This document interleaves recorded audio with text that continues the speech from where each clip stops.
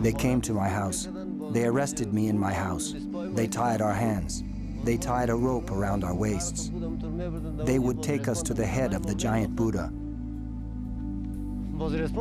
They tied a rope around our waist and suspended us from there.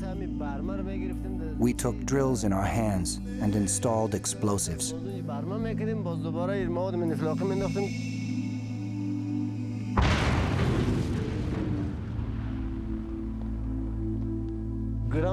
There was a terrible sound. When you looked, it was all fire, smoke, and dust.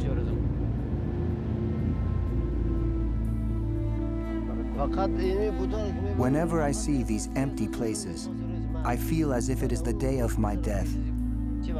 I was thinking, my God, when will my death come? When will they drop me down, kill me, and bury me here? What a horrible time it was.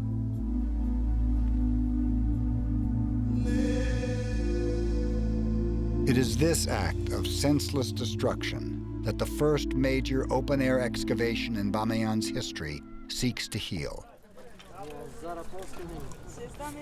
I think my father will find the sleeping Buddha. He's sort of a genius, and I know that he knows what he's doing. And I know for a fact that he will find it.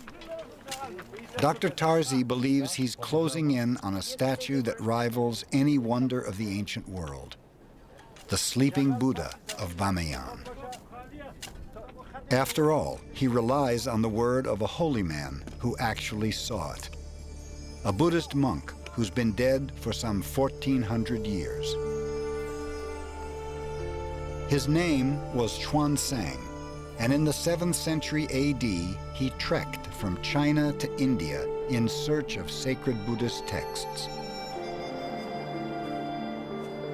In 632 AD, Xuanzang had Bamiyan in his sights.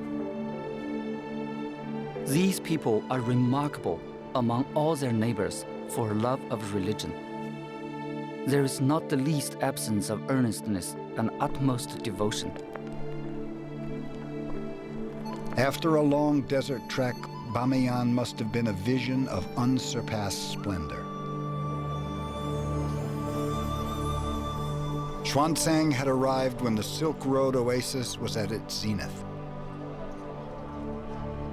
What unfolded before him was a valley lush with agriculture and a vast royal city.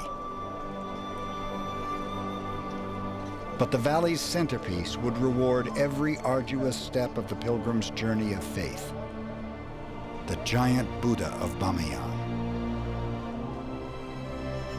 To the northeast of the royal city, there is a mountain on which is placed a stone figure of Buddha, 150 feet high. Its golden hues sparkle on every side, and its precious ornaments dazzle the eyes by their very brightness. Xuanzang arrives here, and he is blown away by the gold, by the flames on the shoulders, by the mask. That description has to be the one that was situated where we are today, the 55-meter-high Buddha. But according to Xuanzang, that wasn't all there was. Somewhere lay a third Buddha, more than 1,000 feet long. Part scholar, part detective, Dr. Tarzi knew that to find the sleeping Buddha, he first had to locate the monastery that housed it.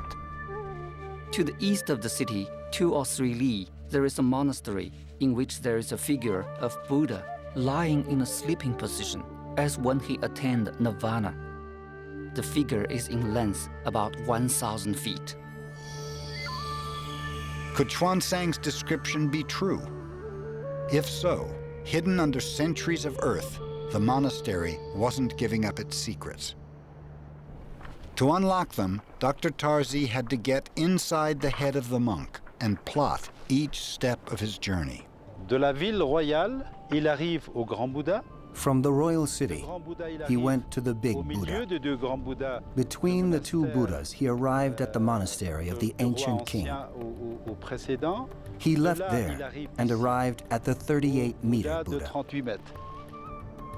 That's the smaller of the two giant Buddhas which once stood here.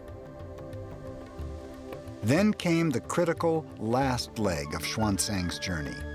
Il vient de la ville royale.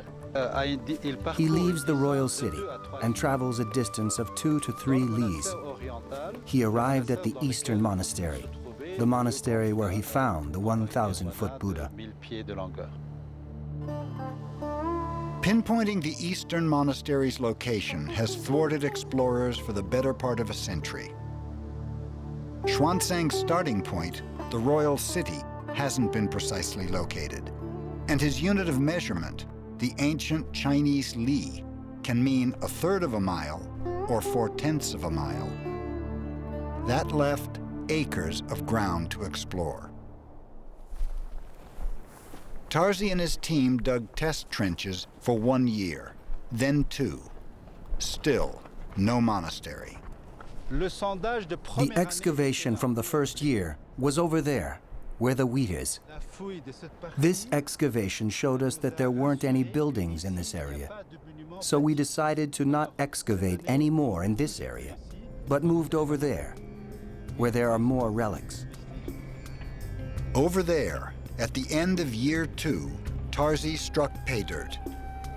Outlines of an immense structure unlike any he'd seen before. Could this be Xuanzang's monastery?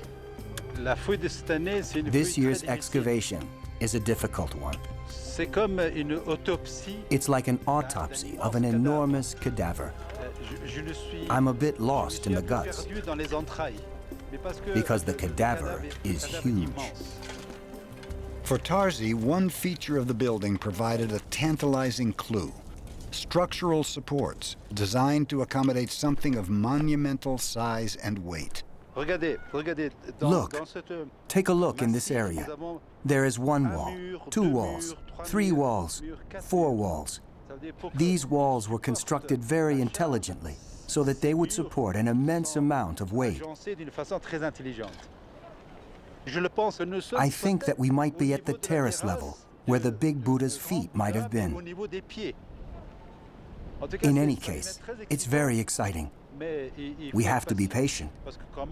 We're looking for something big.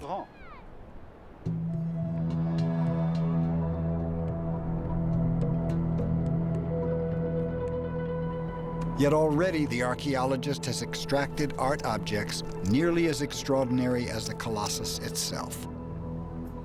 And these exquisite Buddhist sculptures raise Tarzi's hopes that he's found Xuanzang's monastery. From the moment that I found this collection of statues and the other things that we have found this year, God willing, we are in the monastery where the 1,000-foot sleeping Buddha was found. We are sure that we are in a monastery. 100% sure. I was going to say 1,000%. But has the sleeping Buddha, like these sculptures, survived the onslaught of 1,400 years? Dr. Tarzi and his students are due back at school in France. He has just a week to find out. Dr. Tarzi is far from alone in his quest to right wrongs committed by the Taliban. He's part of a brotherhood of Afghan artists and art lovers for whom the destruction of the Bamiyan Buddhas became a thundering call to arms. With courage and ingenuity, they began fighting back.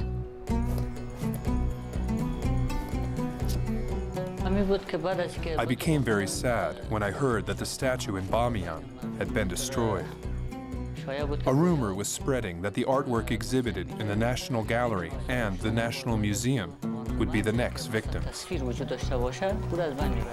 Mohammed Youssef Assefi is a medical doctor and prominent Afghan painter. For him, the Taliban's reign of terror hit home when henchmen slashed artwork at the presidential palace and the Ministry of Foreign Affairs. Some of the paintings were Assefi's own. I must tell you I wanted to cry. I